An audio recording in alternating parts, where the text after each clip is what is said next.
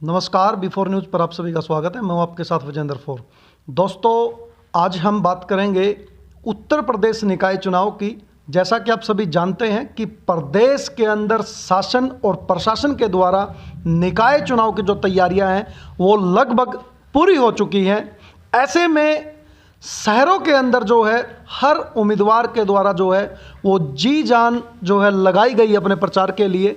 तो यहाँ पर आपको ये भी बता दें कि हालांकि ओबीसी रिजर्वेशन को लेकर के निकाय चुनाव का जो मामला है वो हाई कोर्ट में गया हुआ है, जिसका फैसला जो है 27 तारीख को आने की उम्मीद है।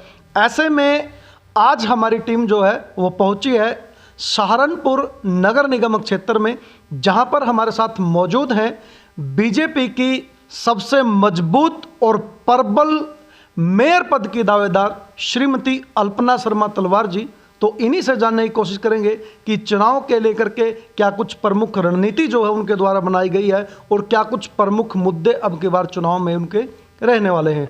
जी नमस्कार अल्पना जी। बहुत बहुत नमस्कार जी मैडम जी, आप जो हैं बीजेपी की मेयर पद की सबसे प्रमुख और प्रबल दावेदार जो है वो मानी जा रही है। तो सबसे पहले इस पर बात करने से पहले मैं जानना चाहूँगा कि आपको एक अभिनय के क्षेत्र से आप लंबे समय तक जुड़े रहे हैं, आपकी एजुकेशन क्वालिफिकेशन की बात करें तो काफ़ी अच्छी है और उस दौर में आपने ली है जब लड़कियों का घरों से बाहर निकलना भी जो है बड़ा मुश्किल होता था। तो ऐसे में राजनीति की प्रेरणा आपको कहाँ से मिली? सबसे पहले तो मैं आपको बहुत बहुत धन्यवाद दूंगी। आपने मुझे मेयर का प्रबल और सशक्त दावेदार कहा, तो आपका बहुत बहुत आभार। मुझे प्रेरणा मिली अपने फादर से, पंडित शिवदत्त शर्मा जी, जो सरकारी वकील फौजदारी रहे हैं और हेड ऑफ लॉ डिपार्टमेंट थे। तो उन्होंने मुझे हमेशा आगे बढ़ाने का प्रयास किया। मेरी माँ श्रीमती सरोज शर्मा जी, और शादी से पहले तो उन लोगों का बहुत योगदान था, और शादी के बाद मेरे हस्बैंड राकेश तलवार जी का और मेरे ससुर मदन लाल भगत जी के नाम से फेमस थे उन लोगों का। तो क्योंकि कोई भी महिला काम नहीं कर पाती, चाहे वो कितनी भी सक्षम हो, उसमें कितनी भी योग्यता हो, कितने भी उसके सपने हो, अगर उसका परिवार उसका साथ नहीं देता, तो ये दोनों ही साथ बात है। अगर पुरुष भी एक कुछ करना चाहता है तो उसके भी मूल में कहीं ना कहीं स्त्री होती है, और अगर स्त्री कुछ करना चाहती है तो उसके साथ भी निसंदेह परिवार का, उसके हस्बैंड का, उसके बच्चों का योगदान होता है। तो वही मेरे साथ भी रहा। उन लोगों ने मुझे सदैव आगे बढ़ाने का कार्य किया, और मुझे मेरे अंदर एक आत्मशक्ति और ऊर्जा का संचार भी उन्हीं लोगों की वजह से हुआ। छात्र राजनीति से भी आप जुड़े रहे हैं, तो छात्र राजनीति की शुरुआत जो है आपने कहाँ से की?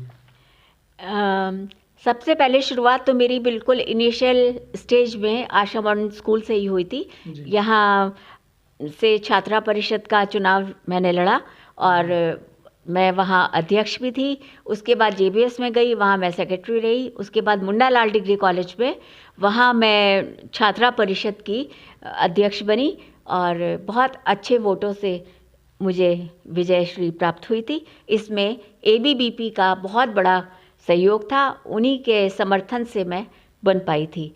तो यहाँ से चला गया। उसके बाद नहीं अवसर मिला कि मैं किसी और विधायक के लिए लड़ पाऊँ या किसी और पद पे लड़ पाऊँ। तो इस बार ये अवसर आया है जब हमारे परम आदरणीय मोदी जी और परम आदरणीय योगी जी के द्वारा महिलाओं को भी अवसर देने के लिए ये सहारनपुर में रिजर्वेशन लागू हुआ है, और उसके तहत मैं देखती हूँ कि मैं बहुत कुछ कर पाऊँगी। जी, अब बात कर लेते हैं सहारनपुर की राजनीति की। सहारनपुर की राजनीति की यदि हम बात करें तो अब की बार बीजेपी की सबसे मुख्य मुकाबला जो है वो किसके साथ रहने वाला है? किसको आप मानते हैं? नहीं, मैं तो किसी को नहीं मानती हूँ, क्योंकि पिछली बार भी जब आप वालिया जी जब मेयर बने थे तो वो बहुत कम अंतर के साथ जो है वो लीड ले पाए थे, और फजलुर रहमान जो अब की बार अपने सांसद जी हैं उनसे वो हरा करके वो जीते थे। तो ऐसे में अब की बार सपा या बसपा? बीजेपी कमल and only BJP, no Sapa, no Basapa, no Congress, nothing. किसी के साथ मुकाबला, किसी के साथ मुकाबला नहीं है। हम जीतेंगे, ये हमारा विश्वास है, क्योंकि हमने काम किया है। सबका साथ, सबका विश्वास हमने जीता है और उनको साथ लेके चले हैं, क्योंकि हमारे यहाँ ये नहीं है कि ये हिंदू है, ये मुस्लिम है, ये छोटा है, ये बड़ा है, क्योंकि हमारी भारतीय जनता पार्टी वो अपनी संस्कृति को लेके चलती है, जहाँ वसुदेव कुटुंबकम की भावना आती है और जहाँ ये है कि सर्वे भवन्तु सुखिनः सर्वे सन्तु निरामया, जहाँ इस तरह की भावना होती है, तो वहाँ हम लोग सबका साथ, सबको लेकर चलने की जो कामना है हमारी, सबके उत्थान की कामना है, सबको उन्नति के समान अवसर प्रदान करने की कामना है, उनके स्वास्थ्य की चिंता है, उनके रोजगार की चिंता है जी। और इसी के साथ अगर हम लोग चलते हैं तो निसंदेह सब लोग हमारे पर विश्वास करेंगे और हमको सहयोग देंगे। तो अगर सबका सहयोग और साथ मिलता है तो मुकाबला किसी से भी नहीं है, मुकाबला हमारा अपने आप से ही है। अब की बार सहारनपुर 2017 की यदि मैं बात करूं तो पहली बार निगम का दर्जा इसको मिला था जी। और सबसे पहला मेयर सौभाग्यवश वो बीजेपी का ही रहा। तो सबसे बड़ी उपलब्धि आप क्या मानते हैं? सबसे बड़ी इस पूरे पिछले 5 साल की सबसे बड़ी उपलब्धि जो बीजेपी की? स्मार्ट सिटी के रूप में आप देख ही रहे हैं, जब हम लोग सहारनपुर में एंटर करते हैं तो एंटर करने के साथ ही हमें लगता है कि जैसे नोएडा में हम लोग जाते हैं तो वो अच्छा सा वातावरण दिखता है, लाइट्स दिखती हैं, सब कुछ दिखाई देता है। तो ये हमारी बहुत बड़ी उपलब्धि है और स्मार्ट सिटी के रूप में इसको फर्स्ट प्राइज़ भी मिला है, प्राइजेस भी मिलते ही रहते हैं। तो यहाँ ये नहीं है कि ये इस वाले इलाके को अच्छा ना बनाया जाए या उस इलाके को अच्छा ना बनाया जाए, सबके साथ ही चल रहे हैं। लाइट्स इतनी अच्छी लग गई हैं और यातायात में भी पहले से बहुत फ़र्क पड़ा है, लेकिन काम चल रहा है, उसके चलते हुए कहीं ना कहीं अवरोध भी आते हैं और लगता है कि फैला है, लेकिन जो भी प्लानिंग है, जो भी योजनाएं बनाई गई हैं, उन पे क्रियान्वयन बहुत अच्छे से चल रहा है। आप देखिए कि हमारे मेयर साहब के कार्यकाल में कोई भी अविश्वास प्रस्ताव नहीं आया, ये सबसे बड़ी उपलब्धि है। क्योंकि अगर मेयर काम करेगा तो काम करने वाले की खिंचाई भी होती है और हमारे वाले मेयर के साथ ऐसी बात नहीं आई, सबने उनको सहयोग किया और उन्होंने सबको सहयोग किया। इसीलिए आज हम लोग कह सकते हैं कि भारतीय जनता पार्टी का मेयर अपने आप में एक आदर्श प्रस्तुत करता है और उन्नति के बहुत सारे अवसर लोगों को प्रदान। लेकिन मैडम पिछले 5 साल में निगम प्रशासन पर भ्रष्टाचार के आरोप लगते रहे हैं, इसको कैसे देखते हैं? कोई भी काम करेगा तो उसके ऊपर आरोप तो लगेंगे ही लगेंगे, क्योंकि हर व्यक्ति के हिसाब से हम काम नहीं कर सकते कि हर व्यक्ति की अपनी योजना होती है, अपने उसके स्वप्न होते हैं, तो वो पूरा नहीं होता है, इसलिए आरोप तो लगते ही हैं। और किसी हमारे लोकतंत्र में सबसे अच्छा होता है अगर लोग खुल के बोलते हैं, अपने विचार व्यक्त करते हैं, तो ऐसे में लोगों की काम करने की इच्छा भी बढ़ती है और उसे ये भी लगता है कि अरे इसमें आलोचना हो जाएगी, ये कह रहे हैं, तो हमें उसमें सुधार करने का अवसर भी मिलता है। अब की बार क्या कुछ प्रमुख मुद्दे रहने वाले हैं? क्या मुद्दे लेकर के लोगों के बीच जाएंगे? सबसे पहला मुद्दा तो ये होगा, जो जाम की समस्या है उससे निजात दिलाना और नगर पालिका के द्वारा, नगर निगम के द्वारा हर घर को चिन्हित करके उनके ऊपर नंबरिंग करना। उनका अभी तक भी नंबरिंग बहुत सारी जगह नहीं हुई है, तो वो हम लोग करेंगे।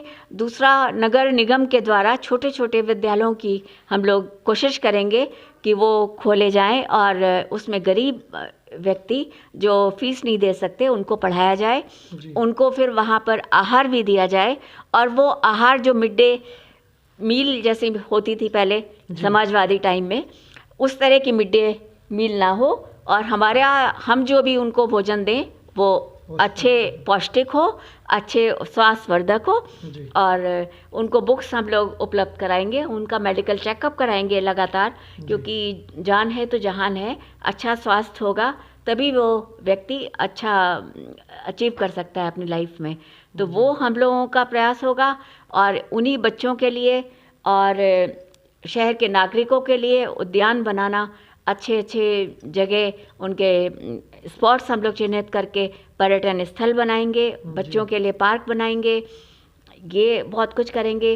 और आशियाना बनाने की कोशिश करेंगे, क्योंकि जैसे सर्दी में लोग सड़कों पे रहते हैं, उनको आसानी से जगह नहीं मिलती और बैठे ही रहते हैं। मैंने बहुत से लोगों को देखा है कि अगर उनको कंबल या कुछ दे भी दिया जाता है तो वो लोग ओढ़ते भी हैं तो पीठ उनकी खाली रहती है, लकड़ी से वो तापते हुए दिखते हैं।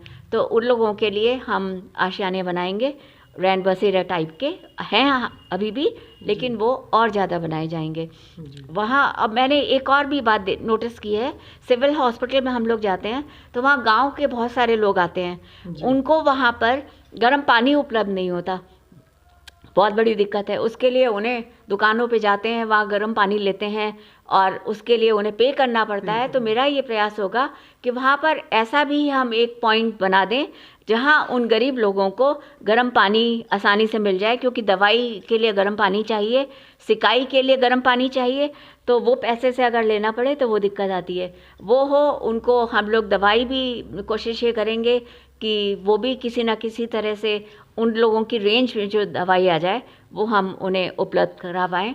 अपनी तरफ से उनको भोजन की भी व्यवस्था करा पाएँ। साथ ही साथ जो लोग बाहर रहते हैं, पेशेंट तो अंदर होता है, उसके साथ के लोग बाहर होते हैं, उनके लिए भी कोई इस तरह की व्यवस्था वहाँ करी जाए, टीन शेड डाल के या कैसे भी करके, जो वो लोग भी वहाँ बैठ पाएँ। तो एक मेरा ये भी प्रयास होगा। और जितने यहाँ जैसे मानव मंदिर है, कुष्ठ आश्रम है, और भी ऐसी ऐसी जगहें हैं जहाँ अभी वो सारी सुविधाएं नहीं हैं। पीछे मैं कुछ आश्रम में गई थी तो उन लोगों को ये समस्या थी कि उनका जो स्टोरेज होता था वहाँ सेफ्टी टैंक वगैरह उस तरह के नहीं थे और मलमूत्र की दिक्कत थी। तो वो पीछे ही तालाब टाइप का बना हुआ था, उसमें वो इकट्ठा हो रहा था। तो वो एक बहुत बड़ी समस्या है, क्योंकि उससे हेल्थ एकदम डायरेक्टली प्रभावित होती है। तो वहाँ हम लोग किसी भी रूप में उसको वहाँ से निस्तारण करने का प्रयास करेंगे। और जो लोगों को अभी तक भी कहीं जगह नहीं मिली है और ठेले पे वो लोग सामान बेचते हैं, तो उन लोगों को नॉर्मली वहाँ से हटाते रहते हैं, हटो हटो। अब वो बेचारे भी कहाँ जाएं, क्योंकि उनके पास जगह नहीं है, उनके पास इतने पैसे नहीं होते।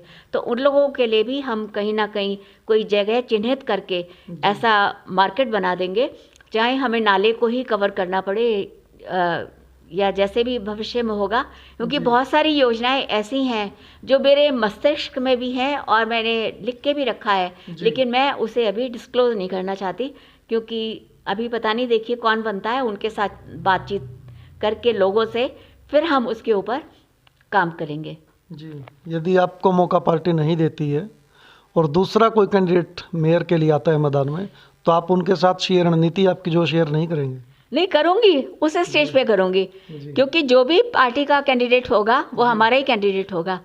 हम सब एक हैं। लेकिन अभी क्योंकि मैं डिस्क्लोज करूँगी तो मेरी पार्टी के ही कैंडिडेट नहीं सुनेंगे, दूसरी पार्टी के कैंडिडेट्स भी सुन रहे हैं, उनसे नहीं मैं शेयर करना चाहूँगी। अपने लोगों के, अपनी पार्टी के लोगों के को तो साथ लेके करना ही है, उनके सुझाव आमंत्रित करके, और उस पर हम लोग काम करेंगे, पूरी पारदर्शिता के साथ काम करने का प्रयास करेंगे। साथ ही साथ किसी की शिकायत होती है या कोई और विवाद हो जाता है तो ऐसे में भी ये प्रयास होगा कि उसका भी निस्तारण हम लोग वहीं बैठ के कर लें। लोगों के लिए एक जन सुविधा केंद्र जैसा होता है वहाँ निगम में भी बनाएंगे। साथ ही साथ शहर के में जो और गांव आए हैं उनमें भी जन सूचना केंद्र हम लोग बनाएंगे, जो गवर्नमेंट की पॉलिसीज़ हैं, उनके प्रोजेक्ट्स हैं, उनके बारे में नॉलेज देंगे बिना किसी शुल्क के। क्योंकि यानी ज़रूरतमंद लोगों तक योजनाओं का लाभ जो है वो पहुंचाया जाएगा। हाँ जी, ये सबसे अहम है, क्योंकि लोगों को पता ही नहीं है। सरकार बहुत कुछ दे रही है, बहुत सारी योजनाएं चल रही हैं, लेकिन उसका नहीं पता लोगों को। तो उनको हम कैसे क्रियान्वयन कर सकें, उन लोगों की पहुंच तक ले जा पाएँ और वो लोग काम करें उसके ऊपर, तो ये भी मेरा बहुत प्रयास होगा। और जितने हमारे अधिकारी लोग होंगे उनके बीच में संवाद की स्थिति भी पैदा करेंगे। जैसे समाज कल्याण विभाग से किसी को बुलाया और वहाँ क्या क्या पॉलिसीज़ है उसके बारे में जानकारी देना, पेंशन की व्यवस्था कराने के लिए कौन कौन हो सकता है, जिला प्रोविजन ऑफिसर उनको बुला के बातचीत कराना, और सबको राशन सही से मिले उसके लिए व्यवस्थित करना। क्योंकि यानी कि एक विभागीय खुला दरबार आप जो है आने वाले दिनों में लगा हुआ है। जी बिल्कुल, ये प्रयास होगा कि हर किसी को सब कुछ सुगमता से प्राप्त हो जाए, चाहे उसकी पुलिस विभाग से लेके कोई शिकायत हो, चाहे उसकी योजनाओं से लेकर हो, चाहे जिलाधिकारी से हो, तो सबके बीच में एक सामंजस्य बिठाने का प्रयास करेंगे और समय समय पर बुलाकर अधिकारियों को बातचीत कराएंगे। इसके लिए हम वहाँ भी कर सकते हैं और साथ ही साथ हम हर क्षेत्र में एक दिन चिन्हित करके कोई भी दिन रख सकते हैं, उन लोगों को बुलाएं और लोगों के बीच में उनका संवाद हो। तो ये भी मेरा प्रयास होगा। एक लाइब्रेरी बहुत अच्छे से डेवलप करने का भी है, क्योंकि पढ़ने का अगर विद्यार्थियों में एक चस्का लग जाता है तो वो बहुत उन्नति करते हैं। एक मेरा और भी मैं चाहती हूँ, क्योंकि मैं कलाकार हूँ और यहाँ ओपन थिएटर अभी तक नहीं बना है, तो वो भी मैं बनाना चाहूँगी। और एक जनमंच ही है अभी तक यहाँ पर, एक प्रेक्षागृह और सांस्कृतिक कार्यक्रमों के लिए और डेवलप करेंगे, जिसमें मतलब इतना शुल्क नहीं हो, जो आम लोगों की, कलाकारों की मतलब उनकी रीच में हो, तो वो भी मेरा प्रयास होगा।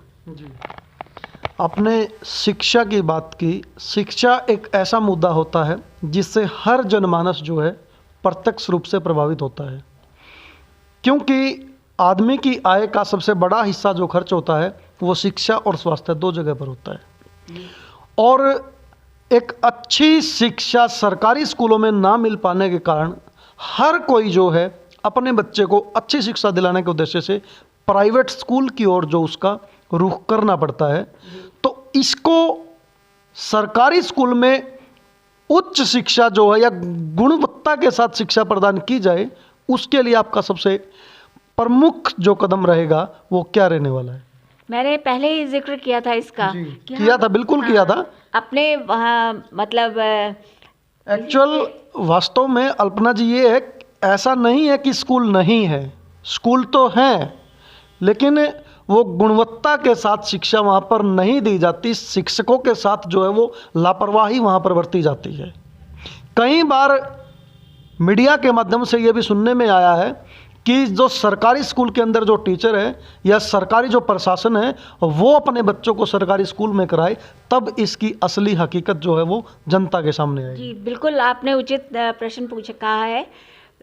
वास्तविकता तो यही है कि वो गुणवत्ता वहाँ नहीं मिल पाती, तो उसी के लिए मैंने कहा था कि हम अपने निगरानी में ऐसे विद्यालय डेवलप करेंगे और अच्छे शिक्षित टीचर्स को हम लोग लेके और उनके ऊपर पूरी निगरानी रहेगी। एक कमेटी का गठन किया जाएगा जो समय समय पर वहाँ जाएं और अचानक पहुँचे, ये बता कर नहीं जाएं, नहीं तो फिर तो वो सब कुछ, मैंने देखा है प्राथमिक स्कूल्स में बहुत सारी टीचर्स ऐसी हैं जो घर से मटर लेके जाती हैं, गाजर लेके जाती हैं। उनका काम क्या होता है? पढ़ाने का। इतनी अच्छी उनको सैलरी मिलती है, अब तो 75-80 हज़ार मिलते हैं, लेकिन वो पढ़ाई नहीं कराते हैं वहाँ। वो वहाँ जाएंगी, अपने स्टूडेंट्स को कह देंगे मटर के दाने निकालो, छील दो, गाजर छीलती हैं। इतना ही नहीं, मैंने तो हाँ, तो हम लोग जब उसकी मॉनिटरिंग करेंगे, अचानक हमारे निरीक्षण होंगे वहाँ पे, तो उसमें सुधार आएगा ही आएगा। दूसरा, एक मोबाइल मेडिकल केयर की हम लोग कोशिश करेंगे, क्योंकि एम्बुलेंस तो है, प्राइवेट भी है, वैसे भी हैं, लेकिन उसमें भी वो फैसिलिटीज़ नहीं होती। मोबाइल मेडिकल केयर हम लोग करेंगे, तो एक एम्बुलेंस या वैन उसमें लेके, एक डॉक्टर, एक लड़कियों के लिए, एक लड़कों के लिए, एक वृद्धों के लिए, अलग अलग कैटेगरीज बना के डॉक्टर्स को भेजेंगे और वो वहाँ जाएं और चेकअप करें। साथ ही साथ लड़कियों को बहुत दिक्कत आती है, उनको सैनिटरी नैपकिन्स नहीं उपलब्ध हो पाते, वो बहुत महंगे हैं बाज़ार में अगर हैं। तो एक ये भी प्रयास होगा कि हम उस तरह का हम लोग लें लोगों से, जो घरेलू उद्योग में हम महिलाओं को स्थापित करना चाहेंगे, क्योंकि मैं चाहूँगी कि महिलाएं हमारी सक्षम हों, समृद्ध हों और वो जागरूक हों। तो उनको अगर सेल्फ हेल्प ग्रुप्स हम लोग बनवाएंगे, उसके माध्यम से अगर वो सैनिटरी नैपकिन्स बनाएंगी, तो वो हम लोग रेट बहुत कम कर देंगे उसके, वो हम लोग डिस्ट्रीब्यूट करेंगे वहाँ पे, तो उसका लाभ मिलेगा उनको और चेकअप होता रहेगा। उन महिलाओं के लिए कुछ और उद्योग भी, अब जैसे गाय सड़क पे घूमती रहती है, जानवर घूमते रहते हैं, पालतू इतने पशु हैं जो आवारा पशु हैं, उनसे बहुत दिक्कतें आती हैं। तो निगम की तरफ से ये भी प्राथमिकता होगी कि ऐसे आवारा पशुओं के लिए एक अलग हम लोग स्थान उपलब्ध कराएं, वहाँ उनको रखा जाए, उनकी भी देखभाल करनी चाहिए। कि अगर वो इस तरह के हो गए तो अब ये तो दोष क्या कहे, भाग्य का कह लीजिए या नियति, कुछ भी कह लीजिए। तो लेकिन वो भी जीव हैं, उनको भी देखभाल की ज़रूरत है। तो उनके लिए भी हम एक स्थल चयनित करके उनको वहाँ रखेंगे। और गाय के गोबर से बहुत कुछ बनता है, उपले भी बनने लगे हैं आजकल तो। और गाय एक मात्र ऐसी जीव है, हम तो माता ही कहते हैं उनको, कि जिनका हर चीज बाजार में बिकती है और वो बहुत ज़्यादा लाभकारी होती है। तो वो हम लोग जो गौशाला स्थापित करें, वहाँ से उनका गोबर लें, उसके उपले बनाएं, उसके छोटे छोटे दिए बनवाएं, गंगा जल हम लोग अलग लें, मूत्र को अलग लें, वो सब सफाई करवा के उसको। तो इसके लिए बहुत सारे नवयुवक और युवतियां हमारे साथ जुड़ सकती हैं, जो उनको कार्य भी मिलेगा और वो आगे भी अपना उन्नति कर सकती है। साथ ही साथ एक सर्जिकल वेस्ट की बहुत बड़ी समस्या होती है, जो सहारनपुर में भी बहुत है। हॉस्पिटल्स के आगे आप देखिए, दुनिया भर की वो इंजेक्शंस होते हैं, सीरीज होती हैं और ग्लूकोज की बॉटल सब पड़ा होता है, लेकिन उसको कहीं डंप नहीं होता। तो उसको रिसाइकलिंग के लिए कोई ना कोई सर्जिकल वेस्ट का एक प्लांट लगाया जाए, जो शहर के मतलब बाहर हो, जिसमें ऐसी जगह हो जहां गांव वाले भी अफेक्टेड ना हो और शहर वाले भी ना हो। तो वो सब लोगों से वो उठाया जाए, उससे हमारी निगम की एक इनकम भी बढ़ेगी और लोगों को काम भी मिलेगा। तो ये भी प्रयास होगा। तो साथियों, मैं बताना चाहूँगा कि सबसे अच्छी मेरे को जो बात लगी अब तक, वो अल्पना जी ने स्पष्ट रूप से ये बताया है कि निगम के स्तर पर स्कूलों की मॉनिटरिंग के लिए एक ऐसी कमेटी का गठन किया जाएगा जो बिना किसी सूचना के एकदम स्कूल के अंदर जाकर के चेकिंग कर सकती है। और दूसरा, सफाई की अभी आप लोग बात कर रहे हैं अल्पना जी, 2-3 दिन से मैं शहर में लगातार जो है मैं घूम रहा हूँ, मैं देख रहा हूँ शहर में सफाई की बड़ी दिक्कत है। तो सफाई जो कि मोदी सरकार का नारा भी है, स्वच्छ भारत अभियान मोदी सरकार के द्वारा ही शुरू किया गया, तो कहीं ना कहीं धरातल पर जब निकलते हैं हम लोग देखते हैं तो सरेआम इसकी धज्जियां जो हैं उड़ती दिखाई देती हैं। तो उसके लिए आपके पास क्या प्लान है, आप क्या करोगे? प्रश्न वही हो गया जो मैं आपसे कह रही थी कि मैं डिस्क्लोज नहीं करना चाहती, लेकिन ये हमारी प्राथमिकताओं में से एक होगा। क्योंकि कहीं ना कहीं ये भी देखा गया है कि कर्मचारियों की संख्या बड़ी कम है शहरों के अंदर। तो उसके लिए आप लोग क्या आज जो है वो अपना एक योजना जो है लोगों के सामने रखना चाहते हैं? नहीं, अगर कम संख्या है तो ज़्यादा लोगों को उसमें अवसर दिया जाएगा कि वो आएँ और जुड़ें, हमारे साथ काम करें। क्योंकि मैंने अभी आपसे कहा कि निगम में भी इनकम जनरेट करने के कुछ प्रोजेक्ट्स हमें लाने पड़ेंगे, क्योंकि इनकम होगी, जनरेट होगी, तो उसी से हम लोगों को अपने साथ जोड़ सकते हैं और उन्हें एम्प्लॉयमेंट दे सकते हैं। और अभी तक क्या होता है, सफाई होती है, पाँवधोई की होती है, ढमोले की होती है, वहाँ सफाई कर्मचारी आते हैं, पूरी मेहनत करते हैं, कूड़ा निकालते हैं सड़क के किनारे, वो डाल देते हैं। हम लोग पाँवधोई में काफ़ी काम करते हैं, गए हैं, बहुत देखते हैं वहाँ, तो वो वहाँ पड़ा रहता है। वो लोग इसलिए निकालते हैं कि वो गीला होता है तो वो सूख जाएगा, उसके बाद उसे कहीं डंप कर देंगे। लेकिन अभी तक इस तरह की व्यवस्था नहीं हो पाई कि वो वहाँ से कूड़ा उठा के ले जाएं और जगह जगह उसे डंप करें। उससे होता क्या है, तूफान आता है, आंधी आती है, बारिश होती है, तो जो कूड़ा सड़क पे रख के जाते हैं वापस से चला जाता है। तो वो भी हम एक प्रयास करेंगे कि इस तरह की भी व्यवस्था की जाए। तो सीवरेज की एक बड़ी दिक्कत है मैडम शहर के अंदर। अब क्योंकि स्मार्ट सिटी बन रहा है तो प्लानिंग हुई है पूरी, बहुत सारी योजनाएं बनी हैं। उसी योजना के तहत हम लोग पारदर्शिता रखते हुए जहाँ जहाँ सीवरेज की दिक्कत आ रही है वहाँ के लोगों को बुला के उनको अपने साथ जोड़ के उनसे सुझाव लेकर, क्योंकि हर आदमी की अपनी एक कल्पना होती है, एक उसका विचार होता है जो वो डेवलप कर लेता है। तो उसके हिसाब से जो हमें उपयुक्त लगेगा उसके ऊपर हम अपनी कार्य योजना तैयार करके उस पर क्रियान्वयन करेंगे। तो ये तो अभी कुछ ही दिन की बात है। आप अगली बार आएंगे सहारनपुर में, मेरे ख्याल से आप हरियाणा से आए ना? जी, करनाल से आए। जी, करनाल से आए हैं। तो मुझे तो यही लगता है कि आप करनाल से आएंगे तो आपको ये लगेगा कि यूपी में सहारनपुर निसंदेह बहुत सुंदर, स्वच्छ एक ऐसा शहर है जहाँ लोग खुली हवा में सांस लेते हैं और वहाँ व्यक्तित्व के विकास के उन्हें भरपूर साधन मिलते हैं।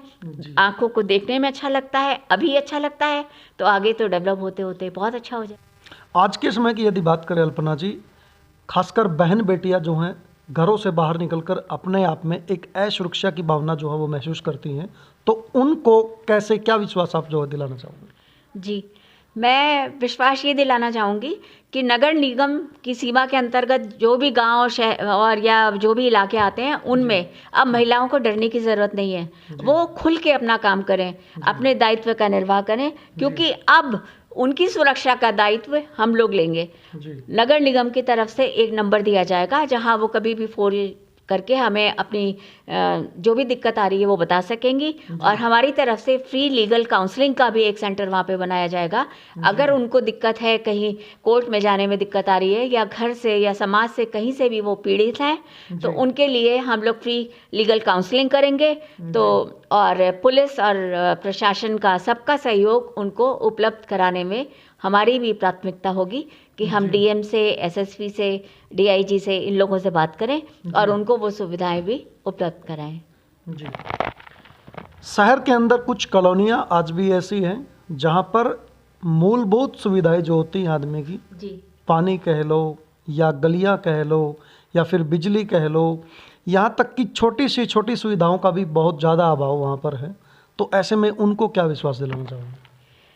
विश्वास तो मैं यही दिलाऊंगी, क्योंकि कोई भी कार्य करते हैं, प्रगति से करना चाहते हैं, तो उसमें दिक्कतें तो आती हैं, लेकिन उसके लिए हमें योजना बनानी पड़ती है, और वो कार्य योजना पहले भी बनी होगी, क्योंकि समय लगता है हर चीज़ में। अगर हम घर भी बनाते हैं तो भी समय लग जाता है, आर्किटेक्ट आता है और वो नक्शा बनाएगा, उसके बाद हम लोगों को बहुत सारी चीज़ें उपलब्ध करानी पड़ती हैं। तो ऐसे ही हम लोग भी योजना बनाएंगे, और वो योजना बना के जब लोग हमारे साथ जुड़ेंगे तो वहाँ के क्षेत्र की क्या क्या दिक्कतें हैं, सबसे प्रायोरिटी पे पहले वो काम किया जाएगा कि उस क्षेत्र की दिक्कतों को दूर करें। और बिजली, पानी सबसे अहम मुद्दा है इस समय, पानी आना चाहिए। तो नगर निगम की तरफ से पानी भी मुद्दा, मतलब इसे मुद्दे की तरह लिया जाएगा, तो वो भी उन्हें मुहैया कराया जाएगा। और लाइट्स की व्यवस्था की जाएगी, सड़कें बनेंगी, उसके बाद ही घर का नक्शा पास करने का ये प्रयास होगा कि सबसे पहले वहाँ पर पोल लग जाए, लाइट आ जाए, पानी की व्यवस्था हो जाए और नाली से निकासी की व्यवस्था हो जाए। उसके बाद उनके नक्शे को हम अप्रूव करेंगे, अप्रूवल के बाद वो घर बनेगा, उस पर नंबरिंग की जाएगी। तो ये एसेंशियल होगा। जी। यदि सहारनपुर की जनता आपको आशीर्वाद देती हैं तो सबसे पहली प्राथमिकता आपकी क्या रहेगी? अब मैं महिला हूँ, तो महिला के हिसाब से पहली प्राथमिकता तो मेरी उनकी सुरक्षा की होगी, क्योंकि महिला सुरक्षित होगी तो हमारा घर सुरक्षित होगा, हमारा समाज सुरक्षित होगा। और हमारी परिकल्पना तो यह है कि हमें जगत गुरु हम पहले भी थे और आज भी है, विश्व गुरु हम बन चुके हैं, मोदी जी ने बना दिया है। तो उसमें महिलाएं सुरक्षित रहें, उनको लगे कि उनका भी बहुत बड़ा कंट्रीब्यूशन है इस समाज को बनाने में। तो पहली प्राथमिकता तो वही होगी, क्योंकि महिला के साथ ही जल की भी समस्या है, घर की भी समस्या है, स्वास्थ्य की है। महिला को हर तरह से हम मजबूती प्रदान करेंगे। आपने जितनी योजनाएं आपने बताई है, लगता है कि किसी बड़े चुनाव की तैयारी में आप हैं। इन मुद्दों की यदि हम बात करें या इन कार्य योजनाओं की हम बात करें, इसके लिए फंड की बड़ी आवश्यकता पड़ेगी जी। तो फंड कैसे आप मैनेज करोगे? मैंने कहा था हम ऐसे प्रोजेक्ट्स चलाएंगे जो फंड रेजिंग प्रोग्राम हो, वहाँ से हम लोग फंड्स इकट्ठे करेंगे। ऐसे नहीं कि हम चंदा करते घूम रहे हैं, जगह जगह जा रहे हैं या क्या कर रहे हैं। योजनाएं लाएं, उनका क्रियान्वयन करें, लोगों को रोजगार उपलब्ध कराएं, उनका घर बसाएं, तो ये बहुत बड़ा सपना होगा। तो इसी से हम मोदी जी के सपने को भी मजबूती प्रदान कर पाएंगे। और योगी जी का आपको पता ही है, उनका तो बुलडोज़र बाबा का आशीर्वाद हमको रहेगा ही। तो जहाँ इन लोगों ने इस तरह से कब्जा कर लिया है, वो कब्जे को भी हटवाने का प्रयास करेंगे, तालाबों को बसाने का प्रयास करेंगे कि तालाब हमारे उनके ऊपर भी वो बिक गए, तालाब ही खत्म हो गए। अब पानी नहीं रहेगा तो फिर जीवन कैसे आगे चलेगा? जल है तो जीवन है। तो इसलिए ये भी प्रयास होगा कि हम लोग तालाब भी बसाएं और बनाएं जगह जगह, जिससे लोगों को उसका लाभ मिले। यानी इन मुद्दों पर कार्य करने के लिए आप निगम की इनकम के जो सोर्सेज हैं उनको भी जनरेट करेंगे, और दूसरा जो है बुलडोजर बाबा का आपने जिक्र किया, उनका तो आशीर्वाद आपको मिलेगा ही। अंत में सहारनपुर के लोगों से क्या अपील करना चाहूँगी? मैं सहारनपुर वासियों से यही कहना चाहूँगी कि आप अपने सपनों को साकार करने के लिए, अपने शहर को उज्जवल बनाने के लिए सबसे पहले तो आप बीजेपी को वोट दीजिए, क्योंकि बीजेपी में ही कल है। क्योंकि जहां निस्वार्थ भाव से काम होता है और सबको साथ लेके चलने की बात होती है, सबका विश्वास जीतकर काम करने की बात होती है, तो वो भारतीय जनता पार्टी ही है। तो भारतीय जनता पार्टी के कोई भी उम्मीदवार हो, मैं अपना ही नहीं कहती, जो भी हो, जिसे भी पार्टी चयनित करे और ये समझे उसकी योग्यता को देखते हुए कि ये अपनी क्षमता के अनुसार कार्य करेगा, अपने विवेक के हिसाब से कार्य करेगा, योजनाएं बनाएगा और इसमें तुरंत कोई ना कोई निर्णय लेने की क्षमता होगी, तो ऐसे व्यक्ति को पार्टी उम्मीदवार बनाएगी। तो उसको आप पूरा समर्थन दीजिएगा, सहयोग दीजिएगा अपने शहर को डेवलप करने के लिए आप सब लोगों की, क्योंकि ये तो एक तरह का पुनीत यज्ञ है। इस यज्ञ में जब तक आप सबकी आहुति नहीं पड़ेगी तब तक ये यज्ञ पूर्ण नहीं होगा। तो मैं तो यही कहूँगी कि कल अंधेरा था भले पर, कल अंधेरा था भले पर, स्वप्न तो स्वर्णिम सजाओ, कल्पना साकार करने नव सृजन के गीत गाओ। हम नव सृजन का गीत गाने निकले हैं और कहा जाता है ना, कहते हैं कि more things are wrought by prayer than one can dream of. हमें सबकी प्रेयर चाहिए, सबकी अनुकंपा चाहिए, उनका आशीर्वाद चाहिए, उसी से हमारे सपने सच होंगे और हम लोग प्रगति के पथ पर अग्रसर होंगे। जी। तो साथियों, ये थे हमारे साथ इस खास चर्चा में सहारनपुर नगर निगम के बीजेपी पार्टी की सबसे प्रमुख और प्रबल दावेदार श्रीमती अल्पना शर्मा तलवार जी। तो साथियों, सहारनपुर नगर निगम से संबंधित आपके क्या विचार हैं, आपके क्या प्रश्न हैं, कमेंट बॉक्स में कमेंट करके ज़रूर बताएं। अभी के लिए मुझे दीजिए इजाज़त। नमस्कार, जय हिंद, जय भारत।